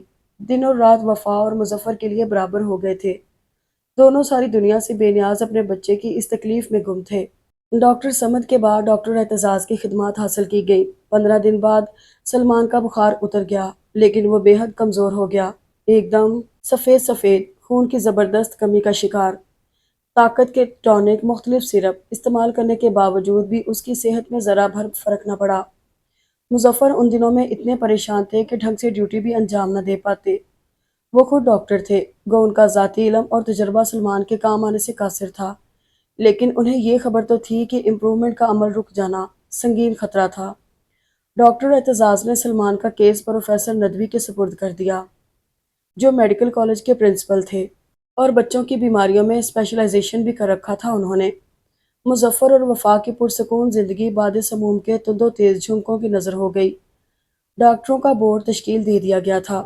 3 ماہ اضطرابی کیفیت میں گزر گئے تھے، اور جس دن سلمان کی تیسری سالگرہ تھی، اسی دن پروفیسر ندوی نے ایک خون اشام بیماری کی خبر ڈاکٹر مظفر عارف کو دے دی۔ اپنے آفس میں آتے آتے ان کی ساری طاقتیں، جن میں صبر و ضبط بھی شامل تھے، جواب دے گئیں۔ میز پر سر رکھ کر وہ زندگی میں پہلی بار پھوٹ پھوٹ کر روئے۔ ڈاکٹر اظہار اندر داخل ہوئے تو انہوں نے مظفر کو سسکتا تڑپتا پایا۔ پل بھر میں پورے ہاسپٹل کو اس کی خبر ہو گئی۔ سب دوڑے چلے آئے، مظفر کو تسلی دینے، ان کی ہمت بندھانے، انہیں حوصلہ دینے۔ پروفیسر ندوی نے سلمان کا کیس کراچی کے ڈاکٹر ہمدانی کو ریفر کر دیا تھا، اور مظفر کو جلد از جلد کراچی جانے کی تاکید کی تھی۔ اس شب مظفر شہر کی سڑکوں پر بے مقصد پھرتے، جانے کن سوچوں میں گم رہے۔ سلمان کی بیماری ان کی زندگی کا بہت بڑا مسئلہ بن گئی تھی۔ ان کے دل میں رہ رہ کر ہوک سی اٹھتی۔ انہیں قدم قدم پر پیسے کی ضرورت تھی، اور وہ اس وقت اپنا سارا اثاثہ سلمان پر لگا چکے تھے، بالکل تہی دامن تھے۔ اولاد کی محبت ان کی زندگی کا بہت بڑا امتحان ثابت ہوئی۔ ایک درخت کے تنے سے سر ٹکائے گھور اندھیروں میں دور سے نظر آتی روشنیوں کو تکتے وہ سوچتے رہے، دولت کے بارے میں جس کا نہ ہونا ان کی زندگی کا سب سے بڑا المیہ بننے چلا تھا۔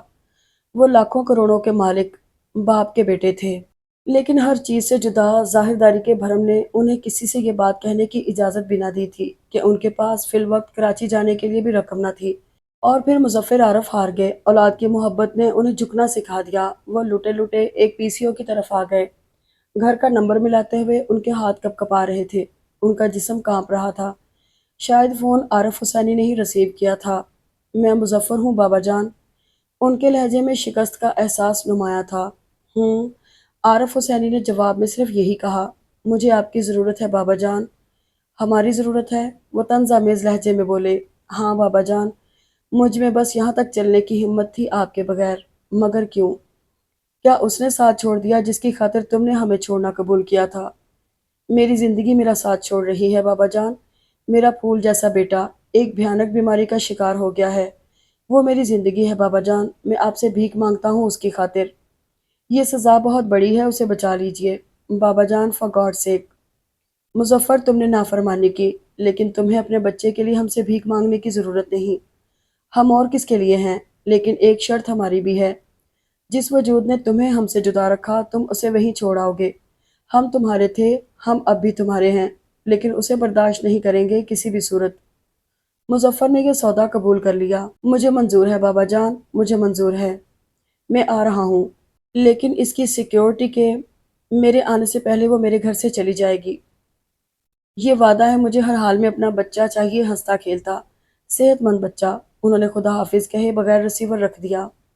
سب نے انہیں ہاتھوں ہاتھ لیا۔ اس گھر کے در و دیوار سے جدا ہوئے انہیں پورے 4 سال بیت گئے تھے۔ عارف حسینی کے ساتھ دوسرے سب اہل خانہ گیٹ پر ان کی آمد کے منتظر تھے۔ صالحہ بیگم کی آنکھیں بیٹے کو دیکھنے کی خوشی میں چمک رہی تھیں۔ انہیں تو مظفر سے بچھڑ کے خوش رہنے کے سارے انداز بھول گئے تھے۔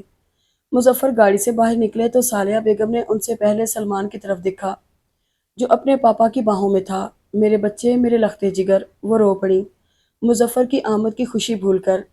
سلمان، جس کی ساری ہنسمکھ طبیعت بیماری نے چڑچڑے پن میں بدل دی تھی، اجنبی لوگوں میں آ کر گھبرا گیا۔ اشر، عطر اور اختر بھی موجود تھے۔ عارف حسینی کے گلے لگ کر مظفر رونے لگے۔ ماں نے سلمان کو اشر کی باہوں میں دے دیا اور خود بیٹے کے آنسو پونچھتے ہوئے اس کی پیشانی، اس کے رخسار بے تحاشا چومنے لگی۔ اشر نے سلمان کو عارف حسینی کی طرف بڑھا دیا۔ عارف حسینی کے دل میں اتنی ڈھیر ساری محبت جانے کہاں سے ایک ساتھ در آئی۔ سلمان بھی ان کے سینے سے لگ کر چپ چاپ انہیں تکنے لگا۔ ہم تمہارے دادو ہیں بیٹا، تمہارے اپنے دادو، تمہارے مظفر کے بیٹے ہونا۔ عارف حسینی کے لیے یہ سوچ ہی بڑی نئی اور عجیب تھی کہ مظفر ان کا بیٹا ایک عدد بچے کا باپ ہے۔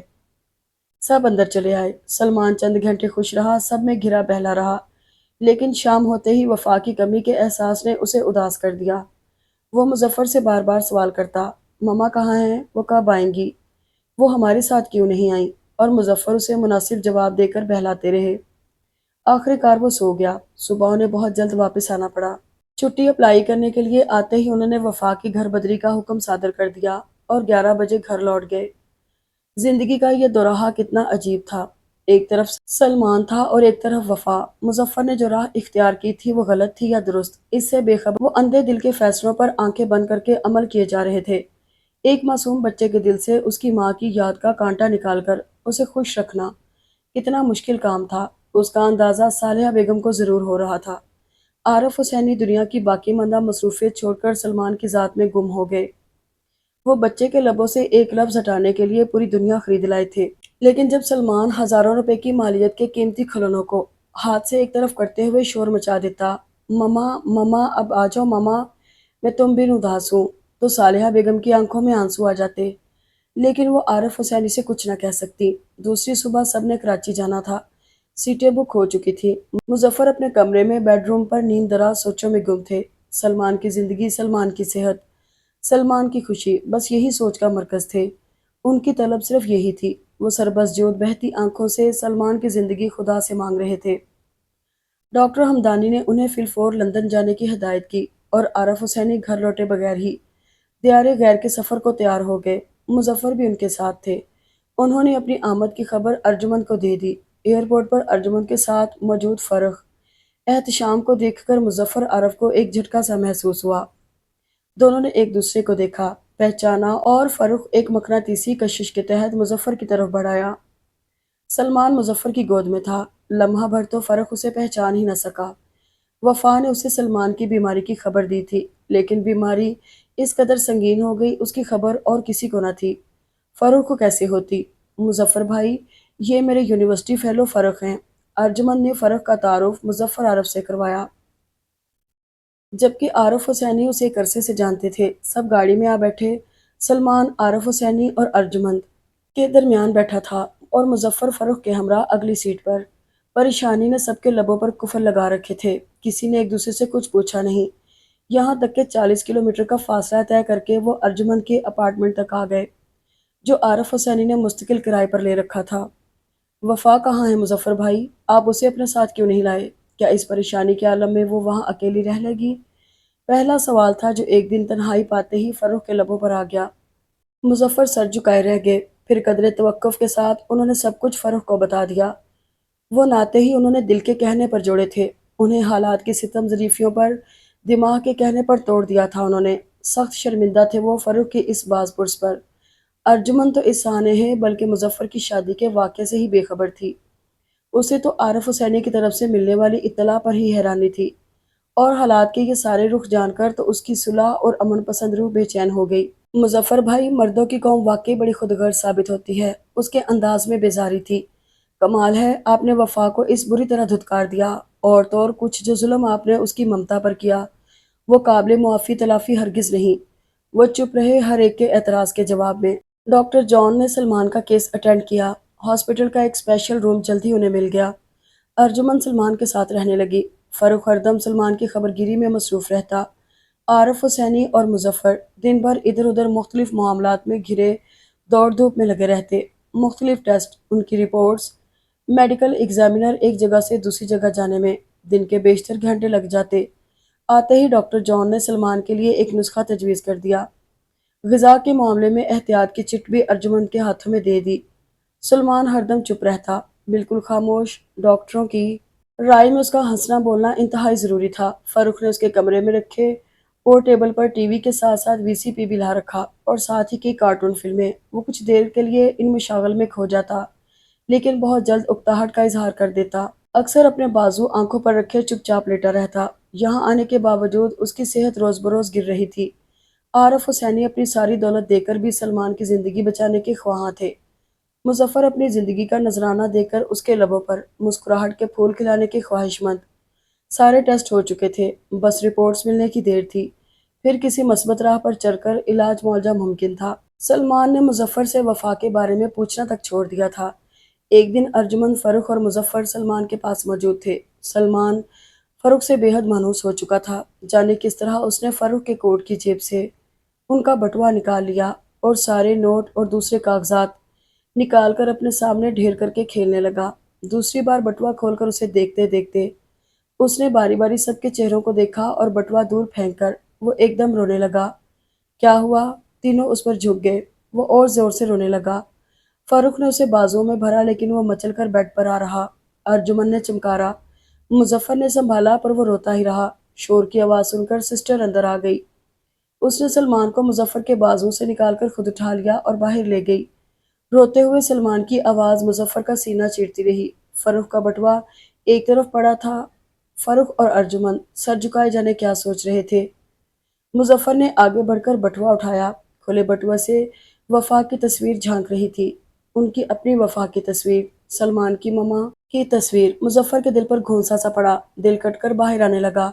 वो खड़े न रह सके। करीब पड़ी कुर्सी पर बैठ गए। जब्त की हजार कोशिशों के बावजूद बंद आंखों से आंसू बह निकले। फारूक और अर्जुमन दोनों की नजर एक साथ उन पर पड़ी। दोनों करीब आए। उनके आंसू उनके दामन में गिरकर जज्ब हुए जा रहे थे। मुजफ्फर भाई, दोनों ने एक साथ पुकारा। मुजफ्फर ने लहू रंग आंखों से उन्हें देखा और रुमाल से आंसू साफ करने लगे। फरूख कितनी देर डॉक्टर जॉन के कमरे में उनसे डिस्कस करते रहे।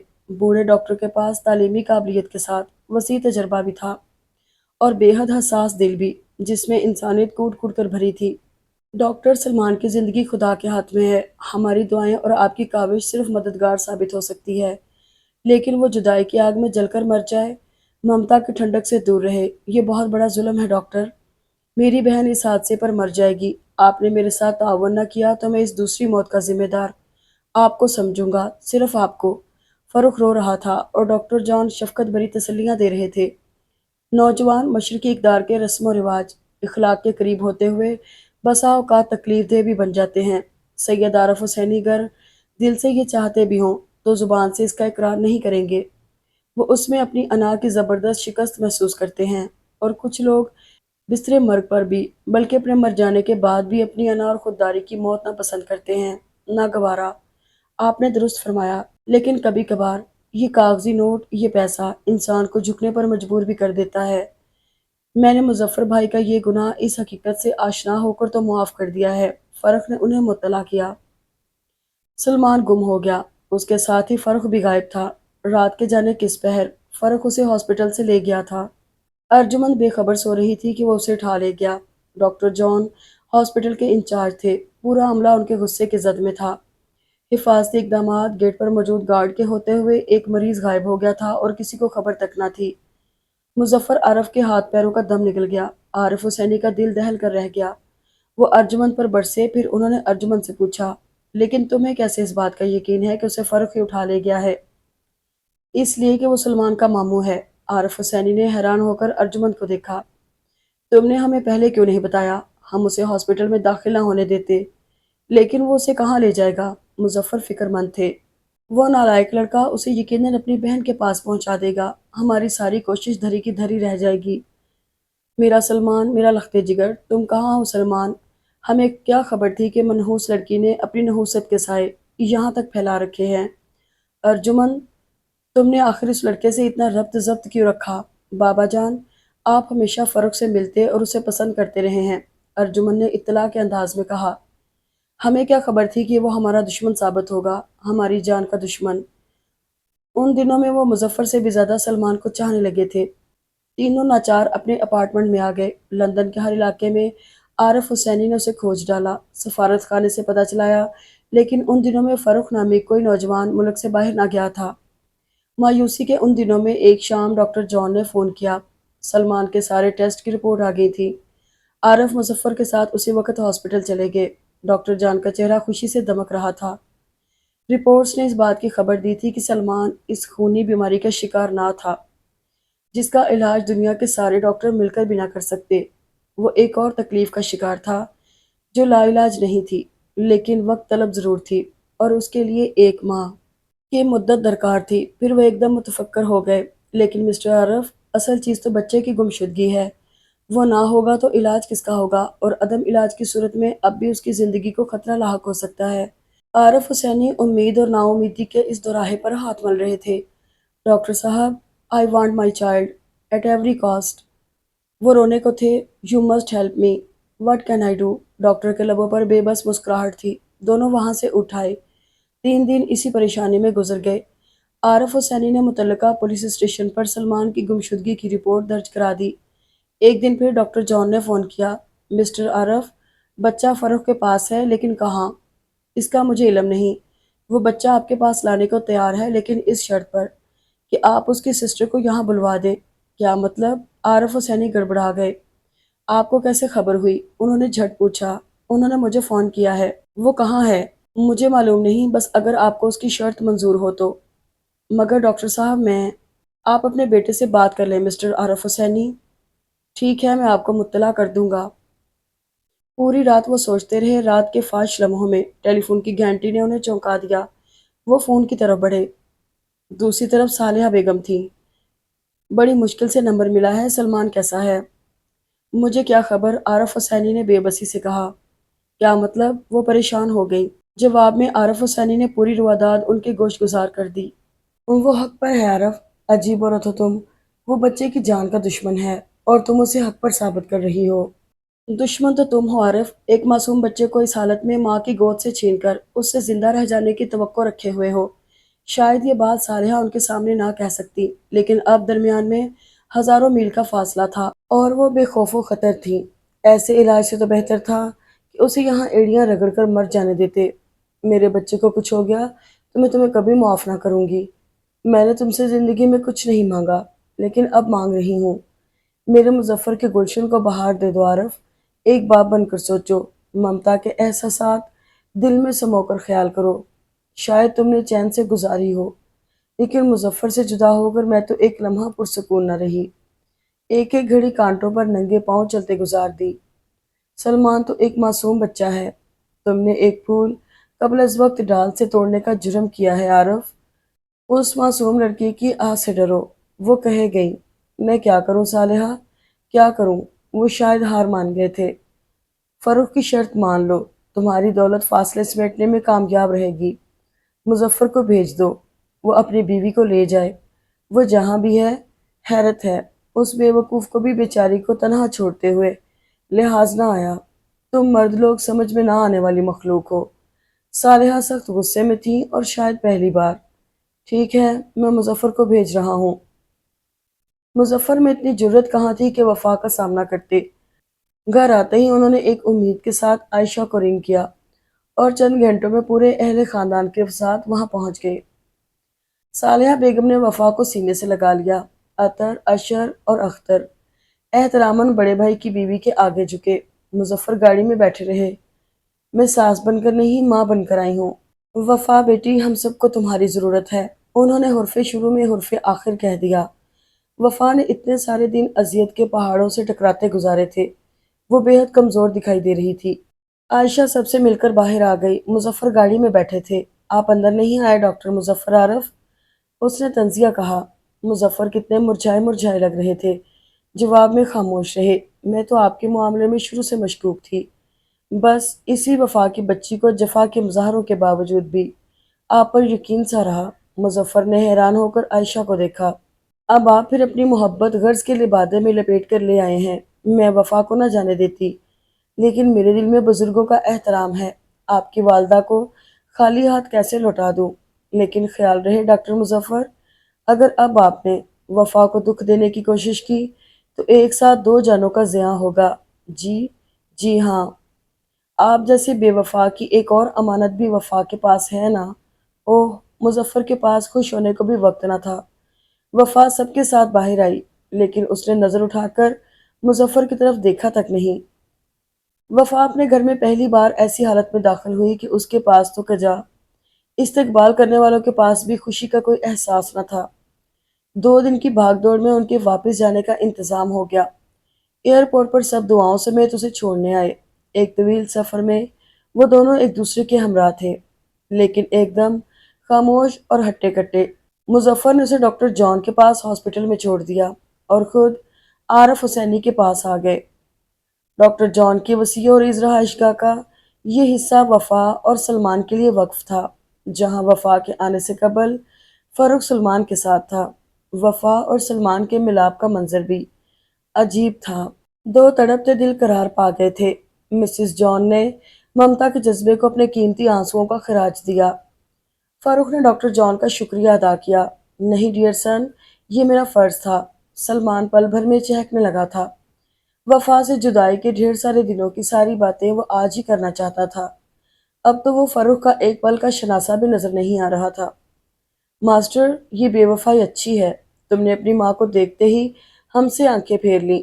آخر تم میں ایک مغرور رئیس کا خون گردش کر رہا ہے نا؟ فرخ نے ہنس کر کہا۔ غریب لوگوں سے کام لینے کے بعد وہ انہیں ایسے ہی فراموش کر دیتے ہیں۔ بیٹے، ماموں کے پاس جاؤ نا، وفا نے اس سے کہا۔ نہیں، میں پاپا کے پاس جاؤں گا۔ میں ان کے لیے اداس ہوں۔ میں پاپا کو دیکھوں گا۔ وہ ضد کرنے لگا۔ جناب خیر سے لائن ہی بدلنے لگے۔ ماں منگوا دی تو اب باپ کا تقاضا کرنے لگے۔ بھائی، یہ کام اب تمہاری مما حضور کا ہے، فاروق نے شوخی سے جواب دیا۔ وفا سلمان کو بہلانے لگی۔ بڑی دیر بعد وہ سو گیا تو فاروق اور وفا باتیں کرنے لگے۔ مظفر وفا کو چھوڑ آئے اور کمرے میں بند ہو گئے۔ عارف حسینی سے چائے پر ان کی ملاقات ہوئی۔ لے آئے اسے؟ جی ہاں۔ کہاں ہے؟ ڈاکٹر جان کے ہاسپٹل چھوڑ دیا تھا میں نے۔ اور چلے آئے؟ جی ہاں۔ سخت نامعقول آدمی ہو۔ سلمان کے بارے میں کسی سے بات تک نہیں کی؟ جی ہاں، اور بات کروں گا بھی نہیں۔ یعنی میں اس سے بھی دستبردار ہونا چاہتا ہوں۔ کیا مطلب؟ میں سمجھا نہیں۔ ہاں بابا جان، بچے ماں سے بچھڑ کر نہیں جی سکتے۔ دنیا کی ساری نعمتوں پر وفا کا وجود بھاری رہا۔ میں سوچ رہا ہوں آپ کے حکم پر اسے آزاد کر دوں گا، لیکن بچے، میرا مطلب ہے سلمان اس کے پاس ہی رہے گا۔ یہ ناممکن ہے۔ یعنی تم سلمان کو زمانے کے رحم و کرم پر چھوڑ دو گے؟ بے وقوف لڑکے، ابھی تو وہ مکمل طور پر صحت یاب بھی نہیں ہوا۔ ابھی تو وہ کچھ کہتے کہتے رک گئے۔ ٹھہرو، میں ڈاکٹر جان سے فون پر بات کرتا ہوں۔ انہوں نے ارجمن سے کہہ کر فون وہیں منگوا لیا۔ Hello doctor John, good evening. Good evening mister Arif. Doctor, Farooq کو اپنا وعدہ پورا کرنا چاہیے۔ اس نے اپنا وعدہ پورا کر دیا۔ وہ کہاں ہے؟ سلمان کہاں ہے؟ عارف حسینی نے بے چینی سے پوچھا۔ میرے پاس، میرے گھر میں، ڈاکٹر جان نے اطمینان سے کہا۔ آپ کے پاس؟ اور وہ اور فاروق اور وفا بھی میرے پاس ہیں۔ سلمان اپنی ماں کے ساتھ بہت خوش ہے، لیکن وہ اپنے پاپا کو یاد کرتا ہے۔ آپ مظفر کو بھیج دیں۔ ڈاکٹر صاحب، وہ اب کیسا ہے؟ میرا چاند جیسا پیارا بچہ۔ وہ تو آپ دیکھیں گے تو پتہ چلے گا۔ ویسے ہی خوشخبری آپ کو دے دوں، وہ تیزی سے روبہ صحت ہے۔ جی؟ عارف حسینی کو اپنی سماعت پر اعتبار نہیں آیا۔ بلکہ ایک حد تک صحت یاب ہے، خاصا موٹا تازہ۔ ان 8-10 دنوں میں اس کا مکمل علاج ہوتا رہا، اور جو کمی تھی وہ وفا کی آمد نے پوری کر دی۔ بیماری کے لیے اینٹی بائیوٹک دوائیں اور بحالی صحت کے لیے ٹونک ضروری ہوتے ہیں۔ اور مسٹر عارف، ممتا سے بڑا ٹونک اس دنیا میں اور کوئی نہیں۔ ساری دوائیں مل کر بھی وہ کام نہیں دکھا سکتی جو ماں کی گود کا لمس دکھاتا ہے۔ اپنے بچے کی نئی زندگی آپ سب کو مبارک ہو۔ ان کے چہرے پر خوشی کی لہر دوڑ گئی۔ خدا حافظ کہہ کر انہوں نے فون رکھ دیا۔ وہ یہ خبر مظفر اور ارجمن کو نہ دے سکے۔ شام کے سارے لمحے وہ اسی سوچ میں گم رہے۔ دل تھا کہ ایک پل میں سلمان تک پہنچنے کا متمنی، اور دماغ تھا کہ ساری راہوں میں حائل۔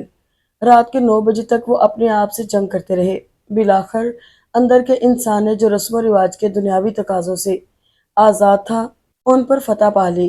انہوں نے فون کر کے ڈاکٹر جان سے ان کے گھر کا پتہ معلوم کیا اور اپارٹمنٹ سے نکل کر سڑک پر آ گئے۔ کوہر میں لپٹی رات میں گرم لباس میں چھپے عارف حسینی ٹیکسی کے انتظار میں کھڑے۔ کبھی کبھار اپنے اس فیصلے سے ٹکراتے رہے، لیکن قبل ازیں کہ باہر کا انسان اندر کے انسان سے ہار جاتا، وہ ٹیکسی میں سوار ہو گئے۔ پورے 1 گھنٹہ بعد وہ منزل تک پہنچ چکے تھے۔ کتنی دیر وہ دروازے میں کھڑے رہے۔ بیڈ پر بیٹھا سلمان سامنے کسی چیز کو محویت سے دیکھتا، تالیاں بجا کر اور اچھل اچھل کر اپنی خوشی کا اظہار کر رہا تھا۔ اس کے ساتھ وفا بیٹھی تھی۔ ٹی وی پر چلتی فلم کی آواز ان کے کانوں میں آ رہی تھی۔